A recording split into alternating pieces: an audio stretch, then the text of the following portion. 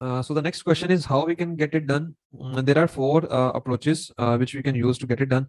First one is which is very simpler and easier one. We can ask the agent of the factory to show us the factory through video call via WeChat. All the factory we want basically that particular person or the agent of the factory to show us all the components, all the units of the factory, to make us visit from starting from the entrance till the manufacturing unit, and show us these different steps and that different step. That can take his and yours 1 to 2 hours, but that can be the easiest and most handy way. I would suggest to go live instead of asking them to record a video, because in that case, they are going to show you only the good part. So the second option is we can hire a person in China. That can be any person from Fiverr, or that can be an individual which does the sample quality assurance or the inventory inspection services. Another handy way, which is the third way basically, another handy way of doing audit is you can ask the factory if any of their previous client has done the factory audit report by any reputable agency. Most of the times the factory does have a copy of that audit report as well. You can ask the factory to share that audit report, and that's going to save you some time, cost as well,